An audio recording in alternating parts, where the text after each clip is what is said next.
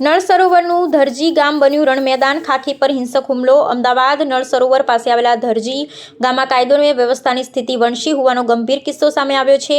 દારૂની બંદી ડામવા ગયેલી પોલીસ ટીમ પર બુટલેગરોના ઇશારે આખું ગામ તૂટી પડ્યું હતું.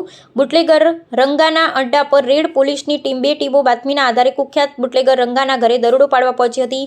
100 થી વધુનું ટોળું. દરોડા દરમિયાન અચાનક 100 થી વધુ લોકોનું ટોળું એકઠું થઈ ગયું હતું અને પોલીસ પર તૂટી પડ્યું હતું. ઉશ્કેરાયેલા ટોળાએ પોલીસ જવાનોને રસ્તા પર દોડાવીને લાકડીઓ અને પથ્થરો વડે જીવલેણ હુમલો કર્યો હતો. આ પથ્થરમારોને હુમલામાં 2 પોલીસકર્મીઓ ગંભીર ઈજાઓ પહોંચતા તેમને તાત્કાલિક હોસ્પિટલ ખસેડાયા હતા. ઘટનાની જાણ થતાં જ પોલીસનો મોટો કાફલો ધરજી ગામમાં ઉતરી આવ્યો હતો. આખા ગામમાં કોમ્બિંગ હાથ ધરીને પોલીસે પરિસ્થિતિ પર કાબૂ મેળવ્યો છે. પોલીસે મુખ્ય આરોપી આત્મારામ સહિત કુલ 15 લોકોની અટકાયત કરી લીધી છે. અન્ય 100 થી વધુ લોકો સામે રાયોટિંગનો ગુનો નોંધી તપાસનો ધમધમાટ તેજ કર્યો છે.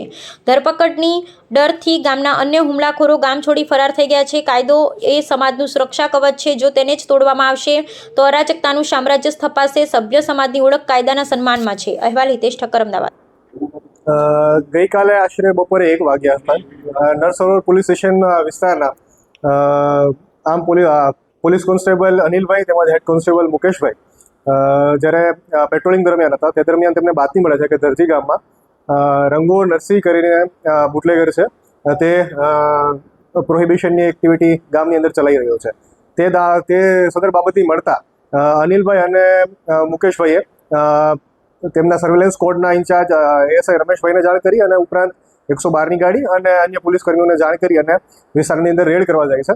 તે દરમિયાન જ્યારે પોલીસ રેડ કરવા માટે પહોંચે છે ત્યારે રંગો ત્યાંથી ભાગે છે અને તેને પકડવા માટે પોલીસ પાછળ પીછો કરે છે. તે દરમિયાન ગામની અંદર માતાજીનો માંડવાનો બનાવ હોવાથી ગામની અંદર જે માતાજીના મંદિર આગળ લોકો હોય છે તે લોકો એકઠા થઈ જાય છે અને પોલીસ સાથે ઘર્ષણ થાય છે અને સમગ્ર મામલો છે આ રીતનો બને છે. સદર બાબતે 15 ફરિયાદીઓ 15 આરોપીઓ વિરુદ્ધમાં નામજોગ ફરિયાદ દાખલ કરવામાં આવેલી છે. આ ઉપરાંત 100 જેટલા લોકો વિરુદ્ધમાં અજાણ્યા શખ્સો વિરુદ્ધમાં ફરિયાદ દાખલ કરવામાં આવે છે. સદર બનાવ બાબતે ગઈકાલ રાત્રે વિસ્તારની અંદર કોમ્બિંગ કરી અને 14 આરોપીઓની હસ્તગત કરી અને ધરપકડ કરવામાં આવેલી છે. અત્યાર સુધી સર કેટલા આરોપીઓ ફરાર છે, સાથે સાથે કેટલું અત્યારે બોમ્બિંગ કરવામાં અત્યારે જે ગામની પરિસ્થિતિ છે તે કેવી છે?